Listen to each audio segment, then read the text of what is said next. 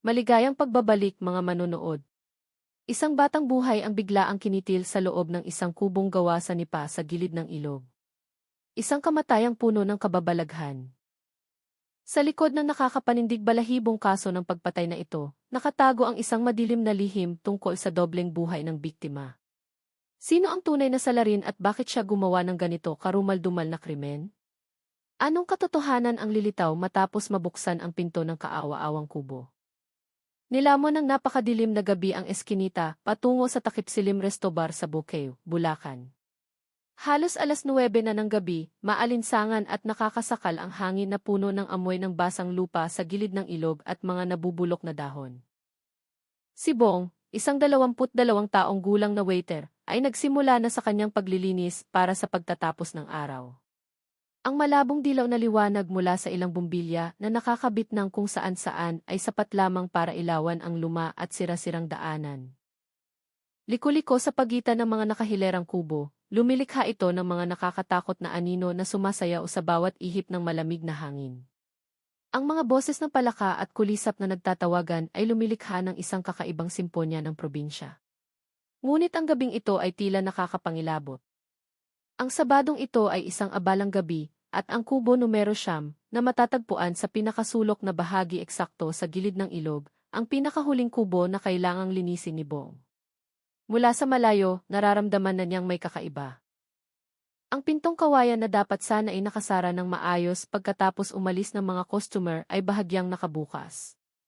May nakakabinging katahimikan sa isang hindi pangkaraniwang paraan.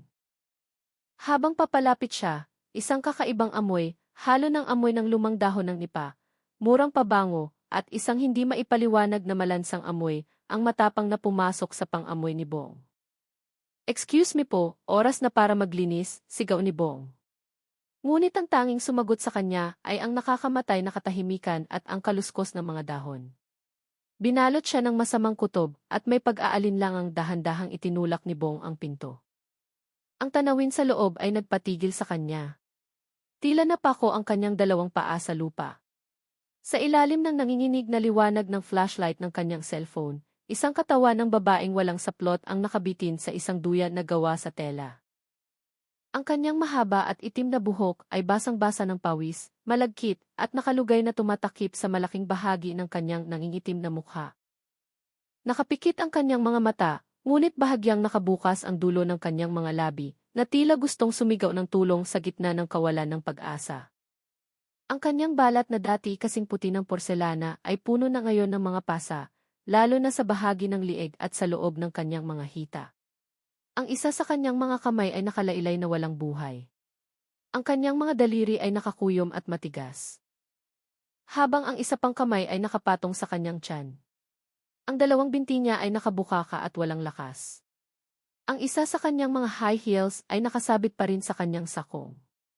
Habang ang isa naman ay nakakalat sa mamasamasang lupa. Napakagulo ng sitwasyon sa loob ng kubo. Ito ay naging tahimik na saksi sa isang matinding pagpupumiglas. Ang napakaiksi at halos hubad na damit ng biktima ay punit-punit at nakatapon sa isang sulok. Ang kanyang cellphone ay nakahandusay na may basag na screen at nakaharap sa lupa. Sa tabi nito ay may 2 buko. Ang sabaw nito ay lumapot na at pinagpipiestahan ng mga langgam. Ilang pakete ng sigarilyo at mga lata ng Red Horse beer ang nakakalat. Ang pinaka-nakakakilabot ay ang mga natuyong mansa ng semilya. Nakakalat ito sa duyan at maging sa katawan ng biktima. Ang lahat ng iyon ay nagpapakita ng isang brutal na pag-atake at isang kalunos-lunos na kamatayan. Nanginginig ng matindi si Bong. Siya ay umatras, nadapa, at pagkatapos ay gumapang palabas ng kubo dahil sa matinding gulat. Ang kanyang bibig ay nautal, hindi makapagsalita, sinusubukang sumigaw para tawagin ang may-ari ng resto bar. Hindi nagtagal, ang balita tungkol sa karumal-dumal na pagpatay ay sumira sa katahimikan ng madilim na bahaging iyon ng bayan. Ang mga usyoserong residente ay mas lalong dumami at nagtipon-tipon sa labas ng police line na kapapasada lamang. Ang asul at pulang sirena mula sa mobile ng pulisya ay kumikislap-kislap, nagbibigay liwanag sa mga mukhang puno ng kuryosidad at takot. Nagsimulang kumalat ang mga chismis at haka-haka. Kawawa naman ang dalagang iyan, siguro nakatagpo ng manyak na customer, bulalas ng isang ginang. Nabalitaan ko na may boyfriend daw yang sanggano. Baka paghihiganti ito, sagot ng isang lalaki na tila nagmamarunong. O baka naman hinold up. Nakikita ko siyang laging may suot na gintong kwintas. Bawat isa ay may kanikanyang teorya. Ngunit ang lahat ay tumuturo sa isang hindi maikakailang katotohanan. Isang batang buhay ang karumal-dumal na kinitil sa mismong lugar ng kanyang pinagtatrabahuhan. Agad na nakialam ang Criminal Investigation and Detection Group, CID, ng Bulacan Police Provincial Office. Nang gabing iyon, isinara ng mahigpit ang kubo numero 9. Pagkatapos makumpleto ang proseso ng Scene of the Crime Operatives, SOCO, sa crime scene at ang otopsya sa bangkay, lumabas ang paunang konklusyon. Ang biktima, na kinilalang si Luz Viminda Santos, ay namatay dahil sa mechanical asphyxia o pagsakal. Sa kanyang katawan, natagpuan ang maraming senyales ng paglaban at brutal na panghahalay. Ang buong pag-asa para malutas ang kasong ito ngayon ay nakasalalay sa pagsusuri ng mga ebidensya at, ang pinakamahalaga, ang testimonya ng mga taong pinakamalapit sa biktima.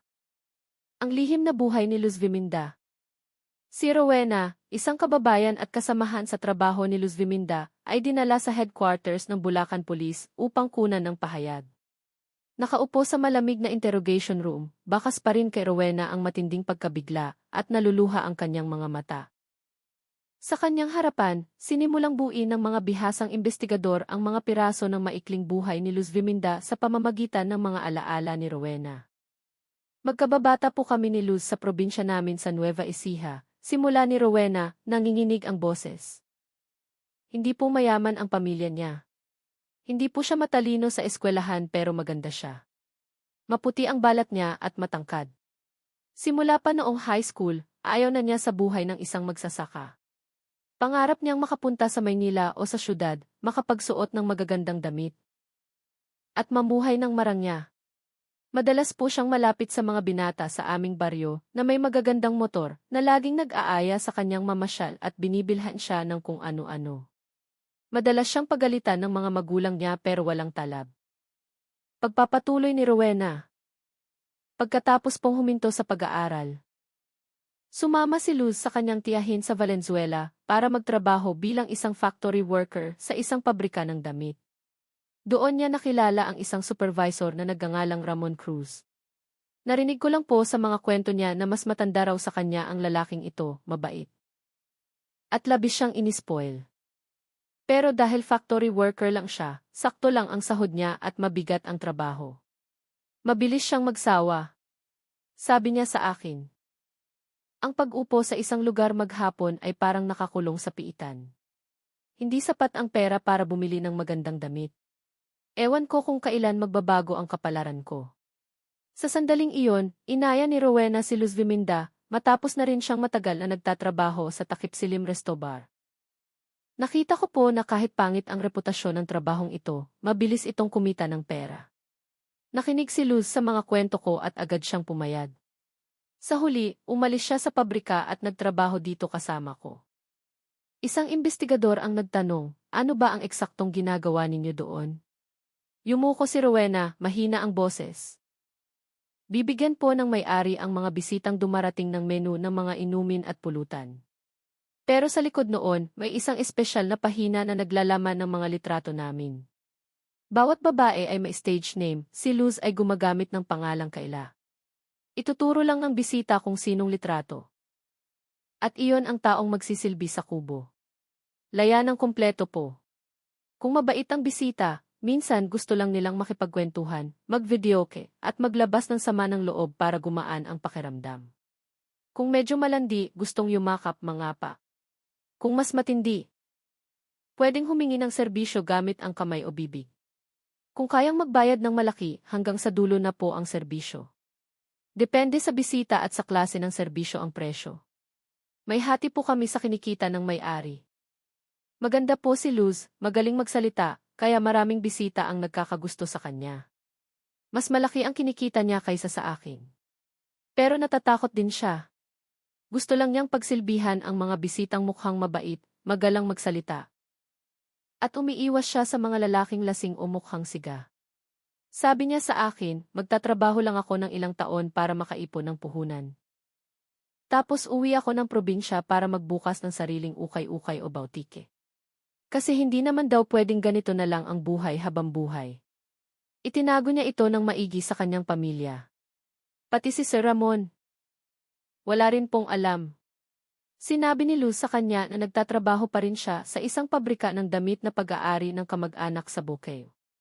Tuwing katapusan ng linggo, bumibisita si Sir Ramon. Kailangang magpaalam ni Luz sa may-ari na mag-day off. Tapos magpapalit siya ng maayos at disenteng damit para makipag-date. Nagmamalaki pa nga siya sa akin. Kailangan daw niyang magpapakipot kay Ramon. Matigas ang paninindigan niyang hindi makipagtalik para raw pakasalan siya ni Ramon ng maayos sa simbahan. May nakakaaway ba siya kamakailan, isang mahirap na customer o sino pa mang ibang tao, diin ng investigador. Nag-alangan sandali si Rowena, tila may sinusubukang alalahanin. Kung alitan po sa customer, araw-araw namang mayroon, pero hindi pa po umabot sa puntong naging malaking problema. Kaya lang, nitong mga nakaraang araw. Madalas siyang malungkot. Madalas ko siyang nakikitang nakikipag-away sa telepono kay Sir Ramon. Siguro kasi masyado na siyang madalas tumangging makipagkita, kaya nagsimula ng maghinala si Sir Ramon. Ilang araw pa lang ang nakakalipas. Nagreklamo siya sa akin na pagod na siya. Parang hindi na raw niya kayang magsinungaling. Natatakot siyang baka balang araw, mabunyag ang lahat. Ang pagtugi sa salarin. Ang testimonya ni Rowena ay nagbukas ng isang mahalagang clue para sa pangkat ng mga investigador. Nagpinta ito ng isang detalyadong larawan tungkol sa pressure, mga lihim, at masalimuot na relasyon na nakapaligid kay Luz Viminda bago siya patayin. Ang pangalang Ramon Cruz ay agad na naging sentro ng buong investigasyon. Ngunit nang puntahan ng isang grupo ng mga pulis ang inuupahang boarding house ni Ramon sa Valenzuela, natagpuan lamang nila ang isang nakakandado at walang laman na kwarto. Hindi na bumalik si Ramon doon simula pa noong malagim na araw ng linggo. Kinumpirma ng mga kapitbahay na hindi na nila nakita si Ramon mula pa noong nakaraang araw. Malinaw na tumakas na ang pangunahing suspect.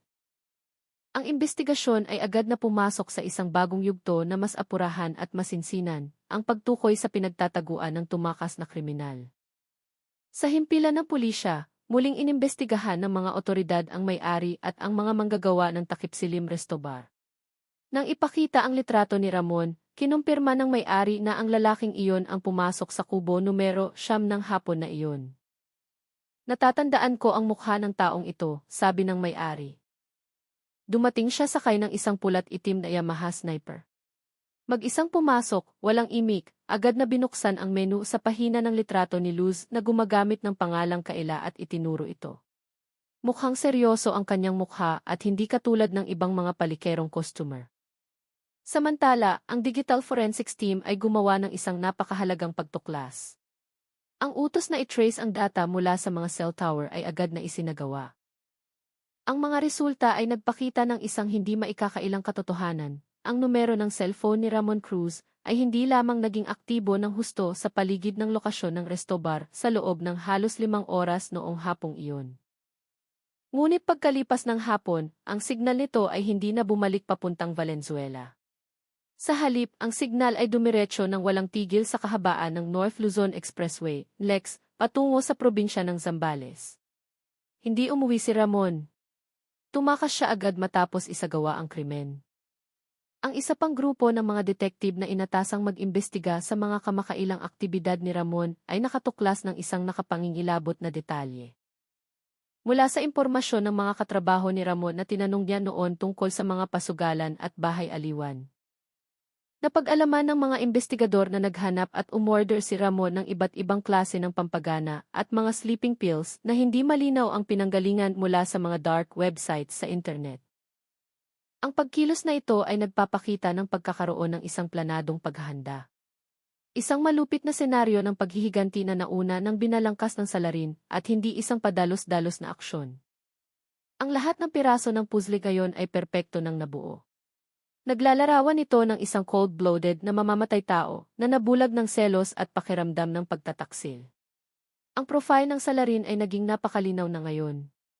Walang iba kundi si Ramon Cruz.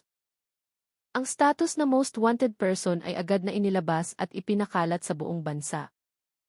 Napagpasyahan ng pangkat ng mga investigador na dahil sa takot na kalagayan ng kanyang pag-iisip matapos pumatay at sa ruta ng kanyang pagtakas. Malaki ang posibilidad na nagtatago si Ramon sa isang matao at masalimuot na lugar tulad ng tourist area sa baybayin ng Subic, Zambales upang itago ang kanyang pagkakakilanlan. Isang pangkat ng mga pinakamahuhusay na pulis ang agad na ipinadala. Ang pagtugis sa mamamatay tao ay opisyal nang nagsimula. Ang tabing na misteryong bumabalot sa kamatayan ni Luz Viminda Santos ay ganap ng nahawi gamit ang mga hindi mapapasubali ang siyentipikong ebidensya. Mula sa testimonya ng mga saksi, data ng cellphone tracking, hanggang sa kasaysayan ng mga online transactions. Ang grupo ng mga investigador ay maisapat na basehan upang tapusin na si Ramon Cruz, ang kasintahang labis na pinagtaksilan ni Luz Viminda, ang salarin sa likod ng malagim na pagpatay. Ang kanyang motibo ay hindi pagnanakaw o away ng mga sanggano, kundi labis na selos, pakiramdam ng pagtataksil, at nag-uumapaw na galit nang malaman niya ang tunay na kulay ng taong kanyang minamahal. Hindi matanggap ni Ramon ang katotohanan na ang kanyang inosenteng nobya, na kanyang sinusuportahan at minamahal sa loob ng mahabang panahon, ay isa palang bayarang babae sa isang tago at madilim na bar. Ang sakit at pagkawasak ang nagpabago sa isang lalaking dati mabait upang maging isang walang awang mamamatay tao. Agad na ipinadala ang isang special task force mula sa SID ng Bulacan Police papuntang Zambales upang makipag-ugnayan sa lokal na pulisya para tugisin ang pugante. Ang Subic, Zambales, na puno ng libu-libong mga transient house, malalaki at maliliit na resort, at siksikan na daloy ng mga turista, ay isang perpektong lugar para magtago at magbalakayo ang isang kriminal. Ang operasyon ng paghahanap ay ginawa ng palihim, ngunit napakatindi. Ang mga larawan at impormasyon ni Ramon ay patagong ipinakalat sa mga tuluyan at lodging house. Ang mga pulis ay nagpanggap bilang mga turista, mga tricycle driver, at patuloy na sinasala ang mga kahina-hinalang individual sa mga mapanganib na lugar.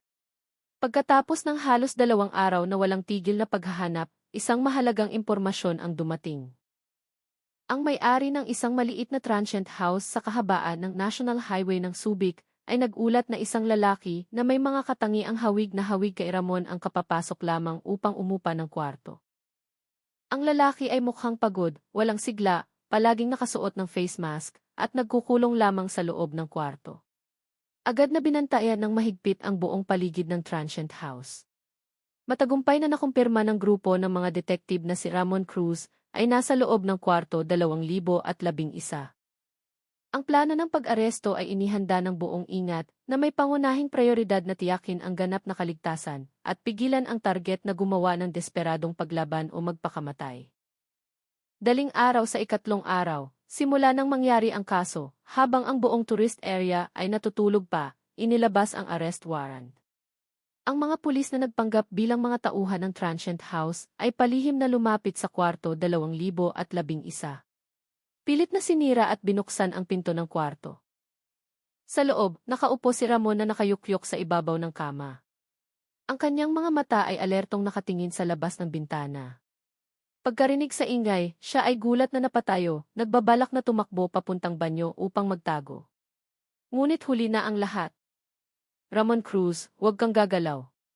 Inaaresto ka namin, sigaw ng isang investigador sa malakas na boses. Nanigas si Ramon. Ang kanyang blangkong mga mata ay nakatitig sa mga dulo ng baril na nakatutok sa kanya. Ang buong bangis at galit nitong mga nakaraang araw ay tila naglaho. Siya ay napaluhod. Ang kanyang 2 balikat ay bumagsak sa pagpapasailalim habang ang kanyang mga kamay ay pinupusasan sa gitna ng kawalan ng pag-asa. Ang pag-amin at kaparusahan. Ang maikling pagtakas ng mamamatay tao ay nagwakas na. Si Ramon Cruz ay ibinalik sa Bulacan sa isang hapon na binuhusan ng malakas na ulan. Ang panahon ay tila nakikiramay sa malungkot at mabigat na atmosfera na bumabalot sa buong kasong ito. Ang 2 araw niyang pagtakas sa Subic ay hindi man lang nagbigay sa kanya ng kapayapaan. Sa halip ay 2 araw ng pagpapahirap sa sarili niyang impyerno. Kasama ang anino ng nanigas at hubad na katawan ni Luz Viminda na bumabagabag sa kanyang bawat hindi mapayapang pagtulog.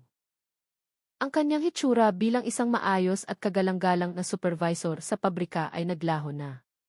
Pinalitan ng isang tulalang lalaki na may malalalim na mata, balbas at bigote na hindi inasikaso, at gusot na damit na puno ng alikabok ng lansangan. Sa malamig na interrogation room ng Bulacan Police, nakaupo si Ramon na parang isang patay na rebulto. Nakayuko ng malalim ang kanyang ulo. Ang malamig na posas ay mahigpit na nakagapos sa kanyang mga pulso. Sa kanyang harapan, sinimulan ng mga bihasang investigador ang pagtatanong. Hindi na nila kinailangan pang gumamit ng dahas. Tahimik lang nilang inilapag isa-isa ang mga litrato sa ibabaw ng mesa. Ang litrato ng nawasak na kubo numero 9, ang litrato ng kalahating ubos na buko. Ang litrato ng punit-punit na damit ni Luz Viminda. At panghuli, ang close-up na litrato ng nangingitim at walang buhay na mukha ni Luz Viminda. Ang dalagang itinuring niya noon bilang kanyang lahat. Nang makita ang huling litratong iyon, tuluyang gumuho ang huling depensa sa isipan ni Ramon. Ibinagsak niya ang kanyang ulo sa mesa. Ang kanyang balikat ay nanginginig ng matindi. Ang kanyang pag-iyak ay walang boses, puro lamang mapapait at pigil na paghikbi mula sa isang lalaking nawalan na ng lahat, pag-ibig, kinabukasan, at ang kanyang pagkatao. Ako. Ako po ang pumatay sa kanya. Sa wakas ay nabitawan ni Ramon ang kanyang mga unang salita, paos ang kanyang boses at iyon ay isang pag-amin sa rurok ng pagdurusa. At pagkatapos, tulad ng isang gumuho na dam, ang buong trahedya ng ipinagbabawal na relasyong iyon ay nagsimulang dumaloy. Halos 2 taon na ang nakakaraan ng unang beses kong makilala si Luz noong bago pa lang siyang pasok sa pabrika. Sa pagitan ng daan-daang pagod na babaeng manggagawa. Lutang na lutang si Luz dahil sa kanyang inosente at simpleng hitsura. 31 taong gulang na ako noon. Umaasa na lang akong makahanap ng matinong babae para makabuo ng pamilya. At akala ko si Luz na ang taong iyon. Ikinuwento niya ang mga unang araw ng kanilang panliligaw, tungkol sa mga simpleng date sa kanto pagkatapos ng trabaho. Nagkwento si Luz tungkol sa mahirap na buhay ng kanyang pamilya sa Nueva Ecija, tungkol sa pangarap niyang magtayo balang araw ng isang maliit na botike. Sabi niya hindi niya gusto ang magulong buhay sa syudad. Naniwala ako sa lahat. Nangako ako sa sarili ko na gagawin ko ang lahat para protektahan siya. Ang tiwala ni Ramon ay mas lalong naging matibay dahil sa loob ng halos 2 taon, laging tumatanggi si Luz Viminda na makipagtalik. Palagi niyang sinasabi, gusto kong itabi ang pinakamahalagang bagay para sa unang gabi natin bilang mag-asawa. Nang marinig ko iyon, mas lalo ko siyang nirespeto. Konti lang ang itinitira ko sa sweldo ko buwan-buwan. Ang natitira ay binibigay ko kay Luz. Sabi niya para maipadala sa mga magulang niya at para sa ipon ng aming kinabukasan. Nai-imagine ko na ang isang magandang kinabukasan na may sariling bahay at mga anak.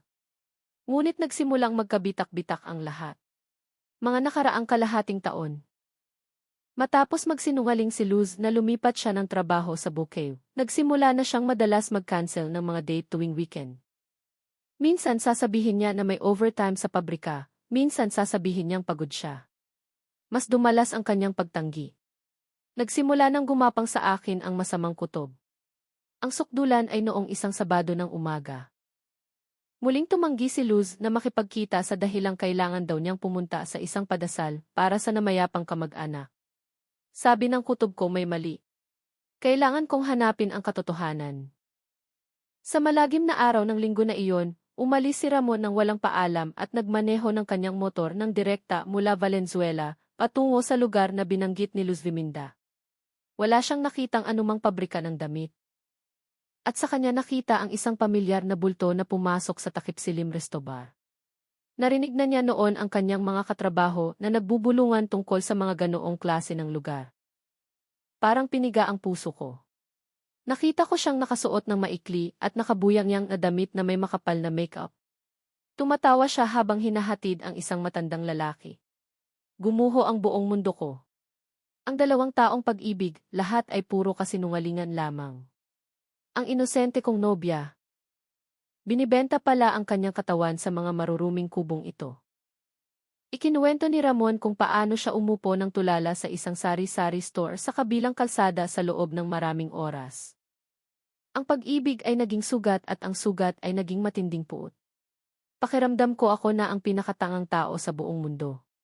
Niloko niya ako, pareho sa pag-ibig at sa pera. Ang kapurihan na ipinagkait niya sa akin. Madali lang niyang ibinibigay sa ibang mga lalaki. Kumukulo ang galit sa aking dibdib. Kailangan kong maghiganti. Kailangan ko siyang pagbayarin. Balas higanti na lamang ang naging tanging obsesyon niya. Naghanap siya sa internet ng mga sleeping pills at pampagana.